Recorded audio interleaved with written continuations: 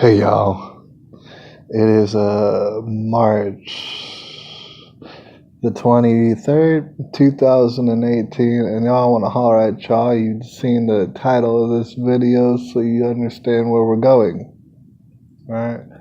It's a response to my boy out there, Maitre Mark, over there in Tasmania. And I just want to start off by saying this. The problem with Maitre Mark, if ever there was one, is I'll see one of his videos and I can't even get to the rest of them. I mean, it's like I'll see one of the videos that he does and I want to reply to him in the comments. I want to reply to him like 20 paragraphs long. And the thing is, fortunately, what I've discovered about myself is that lots of times I don't have the patience. Some people give me comments that are very, very long, and I appreciate them. Oh, how I appreciate them. I read every single word, and I suck them in like a sponge. At the same time, it's like it's not my particular forte. I've been told to, write books and things of this nature. It's like, dude, I've tried. I really tried. And I just don't have it in me. Like the very most that I can do is write a short story. Like if I start writing a story and I don't finish by the time that I get up, well, that story ain't never gonna get finished. I just don't have the patience and stuff like this. Just put it out there. So I wanted to make a response to his video that I seen. Just amazing, like all the rest of them. All his videos are just flabbergasting, things of this nature. But I wanted to make a response to his particular video, and of course I suggest to go see it. All right, I put a link down at the bottom. You go see it. I made a response to that video, or this is the response to that video, because it's so dang intriguing that I wanted to leave a paragraph or just an unending comment of just countless paragraphs. All right, instead of, I choose to make a video reply. All right. But before that, I do that. Before I go ahead and jump into the meat and potatoes of the dang video, I want to lay the groundwork. All right. So, if you will, and I imagine you will because you're here, I'm going to lay the groundwork. Here, I wanted to suggest to you this: pondering, the act of pondering. And from what I've seen and discovered, if you want to call it that on earth, the act of pondering is attempting to come closer to God. All right, if you ask me, I'm going to tell you the God of the Bible, His Son's Jesus. You already know. But the very act of pondering, I don't care what your religion is, this and that, what you believe, it doesn't matter. This is across the board for all of humanity. The act of pondering is the act of coming closer to God. Right? And to know anything on earth, to know, if you know something, what I want to suggest to you is that is absurd. That's beyond absurd that you know something. If you come at me, for example, and we see people like this all the time. In fact, sometimes we are these people. If you come at me in any sort of discussion, on any sort of topic, and you know something, if you know something to the point where you don't even want to discuss it, you can't be bothered in that moment, even if you don't have nothing better to do, and you can't discuss it because you know, I don't trust you. I will never trust you. All right? I don't have it in me to trust you, especially in that moment. Hell no, I don't trust you. Not at all. To know something, in my eyes, is to close the door on God. It's to say, oops, I don't need it. I'm closing the door. It's the opposite of coming closer to God. It's leaving Him. It's to know something, anything. All right, and just throw out there, an example of it, and of course, it's the million, billion, trillion times that it's been said on Earth. I want to just introduce you to a song. If you haven't heard of it, it's played 100,000 times a day on the radio right now. Currently, it's by Chris Stapleton. All right, it's a guy who I'm just barely familiar with right now. It's called Broken Halos, and there's a sentiment in it in which he's saying the same thing. You know something, you don't know nothing, dude. It's crazy. That's crazy talk that you're talking about.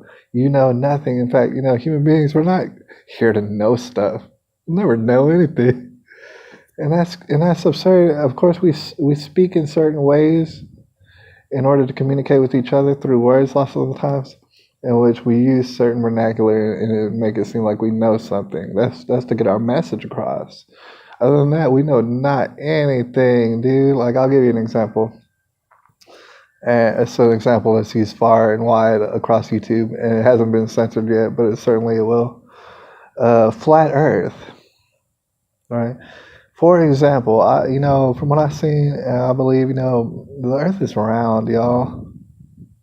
I've seen all sort of evidence to prove it, right? But at the same time, if you come at me and you know that the Earth is round, I don't trust you not one bit. Not as far as I could throw you. I don't. All right.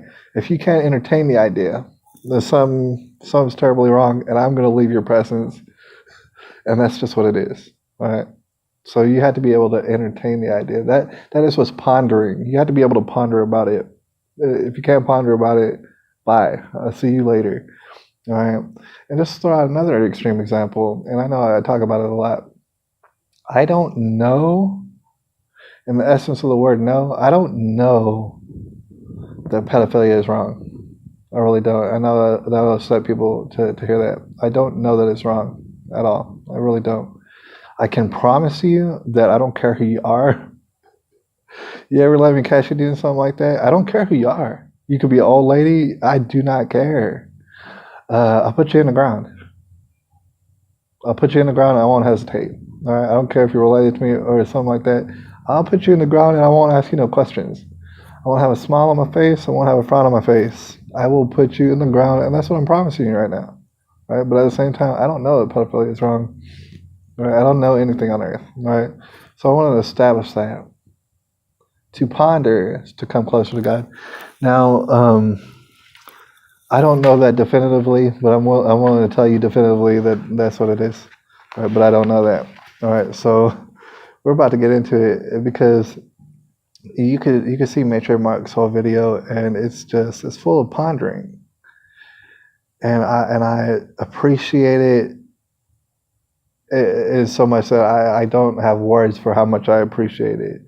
All right, and in fact, Matrix Mark, I mean, he already knows probably. I mean, the thing is, his whole image and name is carved into my heart, man. I appreciate everything at this point. I appreciate everybody who comments on my stuff and leaves big, wild, amazing comments. I'm actually going to regroup and remodel this particular channel, and I'm going to tell you all about that in its own separate video. All right, but I wanted to make a reply on the Matrix Marks video. Now, just to briefly summarize it, he goes into lots of things, but he mainly discusses, and you can tell by the title, he discusses Enoch and the 70 generations, and he goes into all sort of pondering to include stuff about reincarnation and stuff, and we might talk about that a little bit. In fact, yeah, we're probably going to talk about that. All right, but I want to make sure that I mention the key points, and I got them written down right here, so that's what I'm looking at. All right, he does bring up the Orthodox Bible, all right, in comparison to Western Bibles, in which I got to say, I appreciate especially the idea of it, the sentiment of it. All right, when you think about the Orthodox Bible, in which Matrix Mark explains, there is only one. And when you think about the word, and I get caught up on words, Orthodox, you understand that there can only be one. That is what the word means. Orthodox, all right? It can only be one. There is no variation from it. Now, when you think about Western type of Bibles, there's a million billion of them. You know what I mean? And that's what people get caught up on. And they say, well, how could that be the Word of God? saying if there's many different ones, then obviously it's not the word of God, and people get caught up on it. And lots of people wind up forsaking Jesus because of that, and it's a damn shame. But I understand the sentiment. There is a lot of different ones and a lot of variations. They take the words and they jumble them up and mix them up. In essence, it is the same book irregardless, but at the same time, there's enough variables to make you go, what in the dang world? Which one is it? A lot of people will go off on a tangent and say, well, since there is all sort of variables. Then I picked King James Bible. King James Bible. There's a lot of people tell you that, all right? And I understand why they would say that, because I personally would prefer those words. I think those words are a lot more descriptive than the words that you'll find in more New Age type of Bibles and things of this nature. At the same time, if you're not really familiar, nobody who thinks of the King James Bible in that regard of being the absolute, nobody looks at King James himself, the person, and thinks, oh, that's a perfect person. That's not even the point. If you do get caught up in that tangent, obviously that's not the point. Nobody believes it. But King James, the Bible version, that's what people say is, oh, that's the one you need to go to. That is the one. And, I can appreciate the advice. I see why they say that. But at the same time, I don't really go by that either. I will tell you that the Bible will give you all sort of salvation. That's the book you need to read, period. All right? If you're trying to get salvation, if you're trying to, if spiritually coming to God, is your thing, first of all, I would say ponder. And then secondly, go ahead and pick out that Bible. It's a book. You can find it anywhere. You can find the King James Bible, go for it. That's a good idea. You know what I'm saying? But at the same time, of course, it was not written by God. You know what I mean? And my pastor, and certainly I've had many pastors and I have many more. But my current one, Jesse Lee Peterson, he'll at times say this sentiment, and I tend to agree, in that the Bible is not the word of God as though God wrote it with his own hands and stuff. Like, at the same time, the Bible is not to be worshipped. In fact, no book is to be worshipped in his words, and I can't help but agree with it. Right? In no way am I worshiping a book.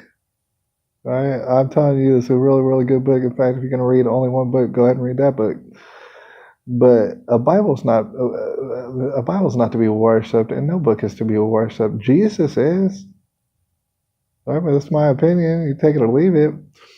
But I ain't out here worshiping no Bible and stuff like that, especially knowing all the different variations and stuff and how things can be interpreted and interpretation.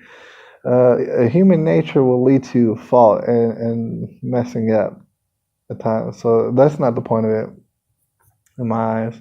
And like I said, I do tend to lead towards like, oh shoot, there's an orthodox one. There's just one that's just one, and you can't change it all. That to me sounds like a much more sound system, all right? And I can't read Russian and stuff like that. I have no idea, so I can't read it. All right. At the same time, the King James Bible is written in English. You know what I'm saying? Jesus, historically speaking, never spoke a word of English. So obviously, there's different things, and I don't think he spoke Russian. But at the same time, I do like the idea of the Orthodox, just the word Orthodox. I like that. I really like that. But anyways, in his video, he's doing a lot of pondering about certain things, to include, like I mentioned before, reincarnation. Now, there's people who believe in Jesus, and God bless them. That is step one. That is what's going to take you to where you need to go. For sure. So a lot of people who believe in Jesus, and at the same time, they don't believe in reincarnation. All right, which is all right. I mean, in a sense, I don't, but we're going to dive into it a little bit further. They don't believe in reincarnation. Like I said, if you know anything, to include, that we don't get reincarnated, you know it, all right? I don't trust you, just period. And it doesn't matter what it is, but to include reincarnation, I don't. So in the video, Major Mark is discussing reincarnation and the possibilities. He's pondering over it, the idea of reincarnation when in regards to the book of Enoch, which is something that's not even included in the King James Bible and stuff, and so on and so forth. The book of Enoch and the 70 generations, which is basically like the world is going to go through 70 generations before we're all said and done, you guys. It's going to be a new earth, the tribulation, so on and so forth. And obviously, you already know we're about to be in the tribulation. So he's pondering upon reincarnation and wondering, well, shoot, perhaps us as people, it's a possibility that we can get reincarnated, all right? Like 69 times, and once we get to the 70th reincarnation, boy howdy, we better have it right. We better have it right. And all throughout the reincarnations, we're learning and growing. We're either coming closer to God or we're going farther away from God, right? And I do like pondering, and I think his ponderance was really kind of crucial. Like I said, I would recommend that video to anybody ever. I would recommend a lot of his videos to anybody ever. All right. But he was thinking about that, and I wanted to add upon that because certainly, perhaps it's a possibility that us as human beings on Earth, we're going through a process in which we're reincarnated into 70 different generations, and on the 70th generation, boy howdy, we better be where we're comfortable at, because there ain't no moving about. And a lot of people would say we're on the 70th generation right now. Currently, we're all up in a tribulation. All right? A lot of people would say that. It's definitely something worth pondering. But like I said, what I want to add to it is, from what I've seen, I want to add into it that us as people, as human beings, all right, I want you to think about this. We all have parents, all of us, all right? I don't care what your sexual orientation and this and that. Oh, I'm a different kind of gender. I'm one of these, that, and this and that gender. Blah, blah, blah, whatever else. It does not matter because you have a mother and a father, all right? They might not be good at all. They might be dirt scum, and you might really not agree with them on anything, all right? But you do have a mother and you do have a father. This is biological. That's how you made it here on Earth. That's how you're listening to me and pondering all this stuff. It's because I know for a fact that you do have a mother and father. All right, so I want to think about that and think about reincarnation in a little bit of a different way. And that, a lot of people that you talk to, a lot of people who are very seasoned here on Earth, very wise in their ways, they'll tell you that you can get enraptured, you can get totally consumed by hatred, right? And certainly you go on some of my videos and you can tell there's savage barbarians out there, dude. They hate everybody. They hate, and they love to hate in a color-coded fashion, which is, to me, is completely absurd and retarded. But they do, and they'll do it for their whole lives. They hate people in a color-coded fashion. And they think like it's logical. It's not even close to logical.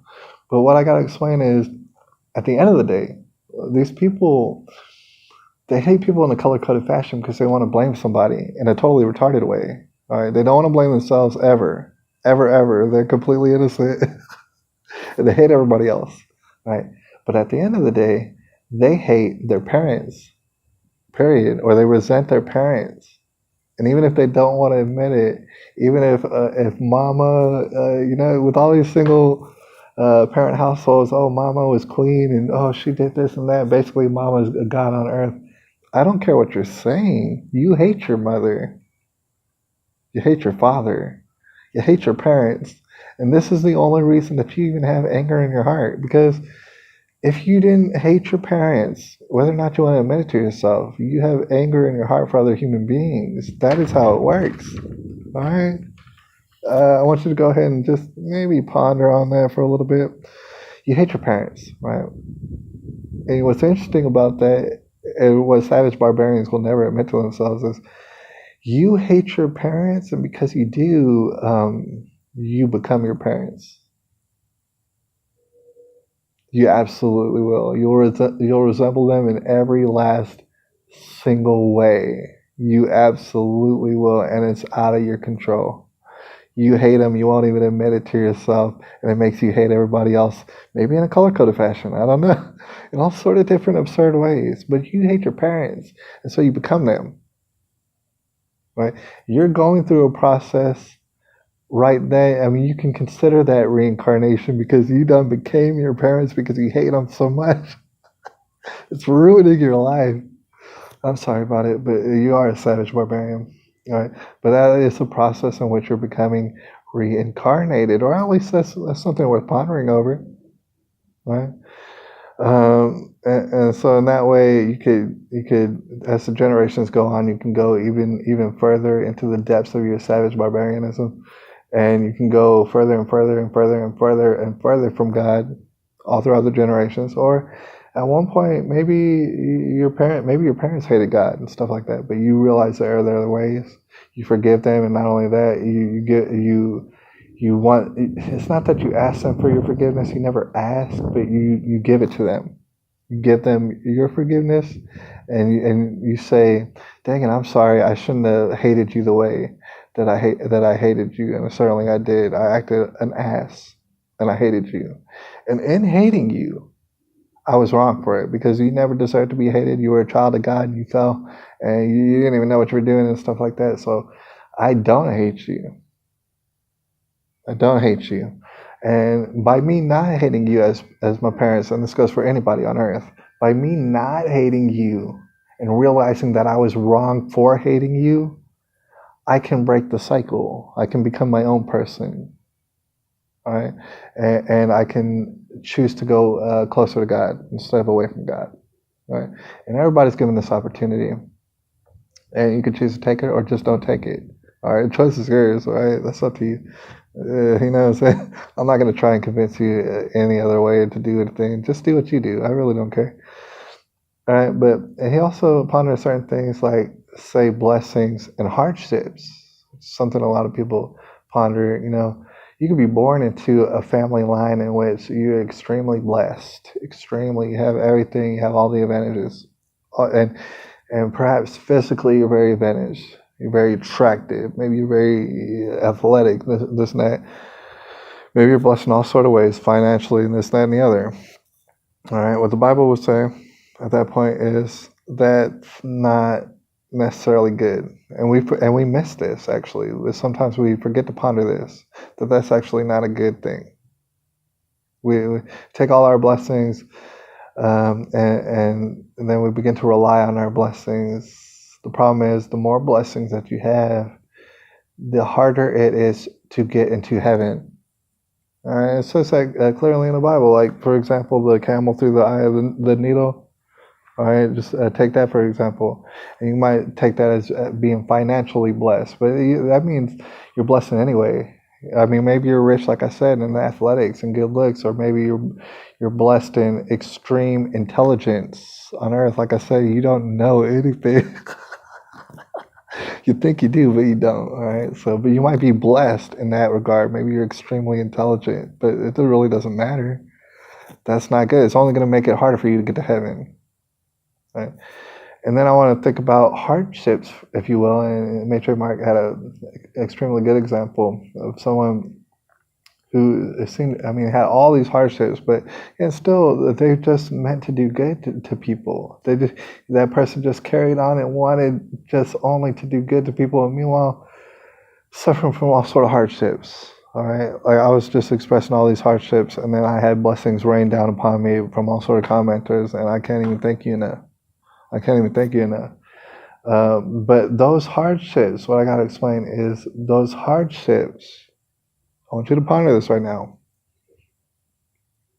Those hardships that you have are blessings, right?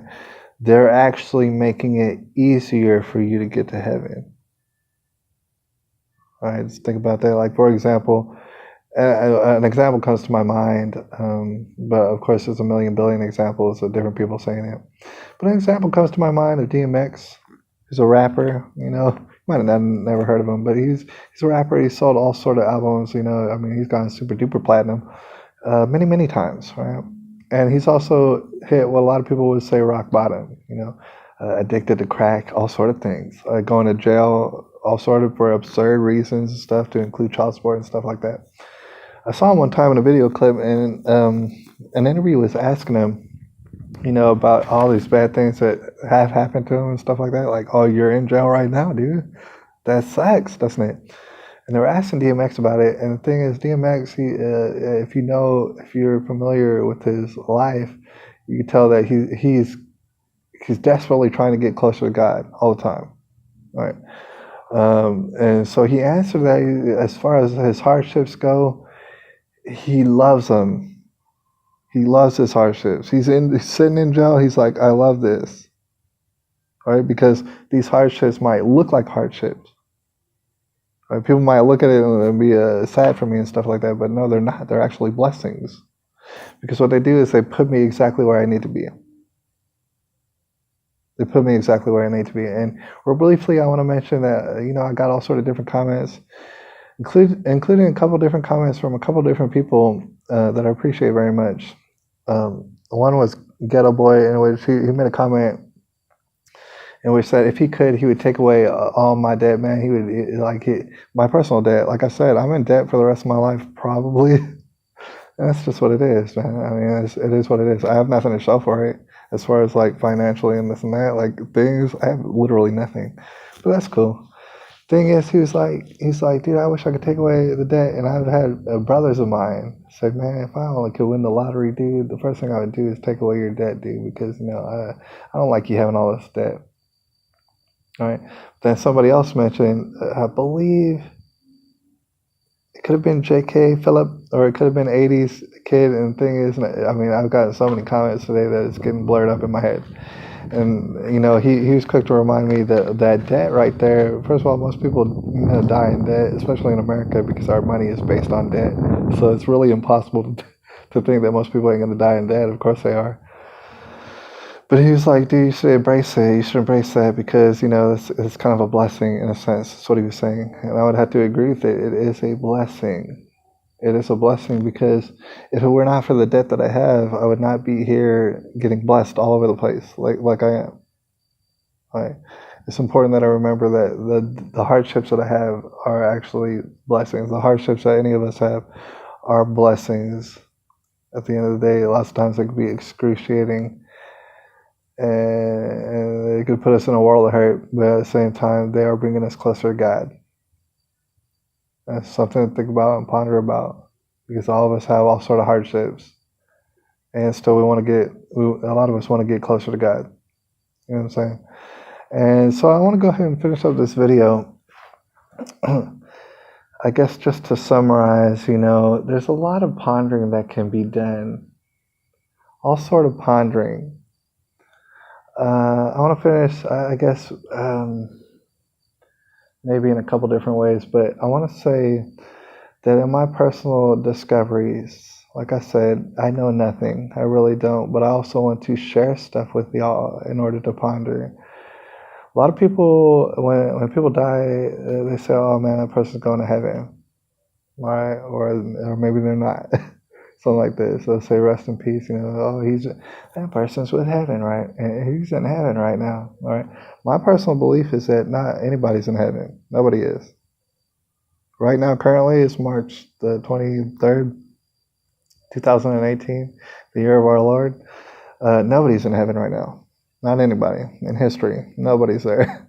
They're all, those who died and gone away, they're kind of in what we call maybe purgatory. They're in the in-between space. Nobody's in heaven. And at the same time, nobody's in hell. Hitler ain't in hell. Nobody is. Not anybody. Nobody's there yet. All right. In fact, what's happening is there's an accumulation, and you can look at the tribulation in the Bible, how it's described, and in certain parts, that's exactly what I'm saying. It says that ain't nobody in heaven and nobody's in hell either. In fact, they're all waiting till the very end, and at the very end, that's when people start going to march in. Right? And there's going to be a certain order to things. Some people are going to march in first. Irregardless, we're all going in at basically the same time. That's what we're working on. Right? It's something I want to ponder, and it's something that I believe to this day. But I want to ponder with y'all about it. Is that a lot of us, especially the ones who believe in God and believe in Jesus and stuff, we want to go to heaven. We really, really do. We really, really do. We don't know how. We don't know anything. right? During this whole process, we're influencing people, right? And we're definitely having children, and we're setting them off on their way. When we have children, we're indoctrinating them into our cycle, and either they could choose to continue to go in the direction we're going, or they can go against it, and ultimately that's their decision. Right? There's nothing we could do to change it about our children. You cannot make sure that your child goes to heaven. It's not even possible. Right? You cannot make sure that your child goes to hell. That's not possible either. Right? But at the same time, while we're doing this, while that cycle's all going, we're influencing people. Right? And the thing is, you'll never ever know who all you're influencing. You'll never ever know it. There's no way of knowing who all you're influencing. All right? But I want you to ponder this. And it's a sentiment that Tupac Shakur has put across before he was, murdered, got rid of, allegedly. You don't know who you're influencing, and you'll never know. Right? Your best bet is to do good to people. Your best bet is to have faith in God and know that there's only one God. Right? And I don't know that for a fact, but I'm saying if you're going to listen to me, that's what your best bet is. You'll never know who you're influencing. All right? But you're influencing somebody. Your spirit's the spiritual donation that you gave is going to enter into somebody else. All right? And whatever is that last generation that gets judged on finally, the final part of it. Like, say, if I influence a person, all right, if I deeply influence a person and I don't even make it to the last generation, maybe there's a generation after me, if that person winds up taking my influence and passing the test and making the grade, going to heaven, then I also go to heaven because of them. That's what I believe, and I don't know it. I really don't know it, but it's something to ponder, ain't it? Just because I influence that person, I may be lowly, I may die in a ditch, homeless person, all scruffy looking, and with nothing in my pocket, just no success at all, period, to speak of. But I influenced that person in a positive way, in a godly way. They went on and they passed their test. And they were judged, and God said, you know what? You got an A+. That person over there got an A+. All right? So they're accepted into heaven. So am I. And we're all going to go in at the same time. All right? You never know who you're going to influence. Also, you never know who you're going to influence in a bad way. All right? You're out there doing harm to people, and I don't care what's their color or anything like that. You're out there doing harm to people. You might influence someone down the street. You might influence a little child to also want to do bad things to people,